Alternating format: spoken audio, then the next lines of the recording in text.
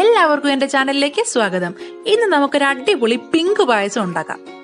കാണാൻ നല്ല ഭംഗിയുള്ള വളരെ ടേസ്റ്റുള്ള ഈ പായസം ഉണ്ടാക്കാൻ അധിക സമയത്തിന്റെ ഒന്നും ആവശ്യമില്ല. അതിനു മുന്നേ നിങ്ങൾ എൻ്റെ ചാനൽ ആദ്യമായിട്ടാണ് കാണുന്നതെങ്കിൽ ദയവായിട്ടൊന്ന് സബ്സ്ക്രൈബ് ചെയ്തേക്കുക. എൻ്റെ വീഡിയോ നിങ്ങൾക്ക് ഇഷ്ടപ്പെടുന്നുണ്ടെങ്കിൽ ലൈക്ക് ചെയ്യാനും മറക്കല്ലേ. അപ്പോൾ നമുക്ക് വീഡിയോയിലേക്ക് പോകാം.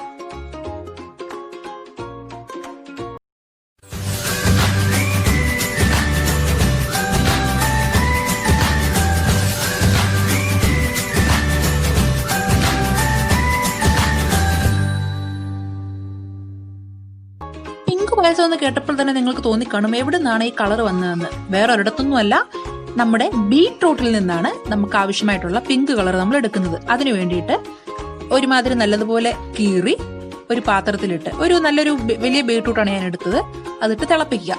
ഇത് കീറിയിട്ട് തിളപ്പിക്കുമ്പോൾ മാക്സിമം അതിന്റെ കളറെല്ലാം വെള്ളത്തിലേക്ക് ഇങ്ങനെ ഇറങ്ങും.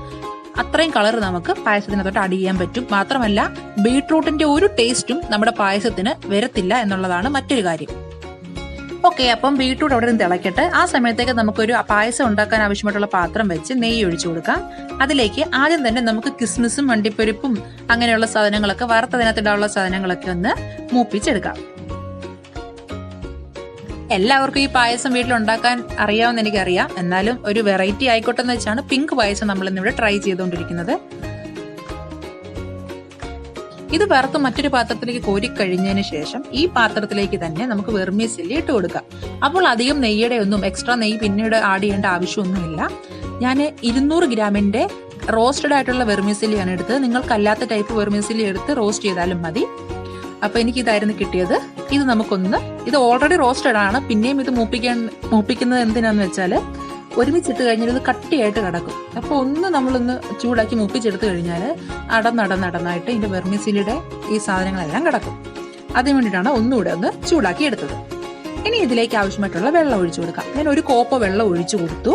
ഇനി നമ്മൾ ബീട്രൂട്ടിന്റെ കളർ ആ വെള്ളം ഒഴിക്കുന്നുണ്ട്, പാലും ഒക്കെ ഒഴിക്കുന്നുണ്ട്. അപ്പൊ ആവശ്യത്തിനുള്ള വെള്ളം നിങ്ങൾക്ക് എടുക്കാം. ചിലവർക്ക് നല്ല ലൂസായിട്ടിരിക്കുന്ന പായസമാണ് ഇഷ്ടം.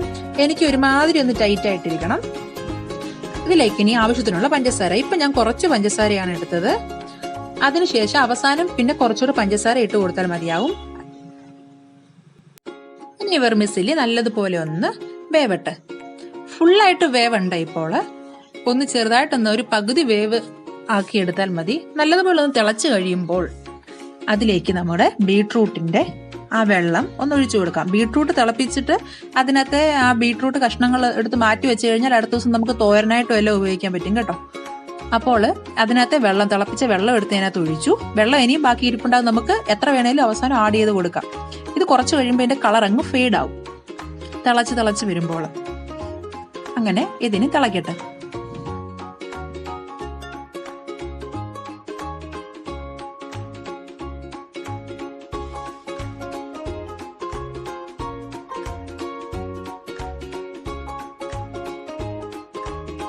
അങ്ങനെ വെർമിസെല്ലി ഇവിടെ വെന്ത് കിട്ടിയിരിക്കുകയാണ്.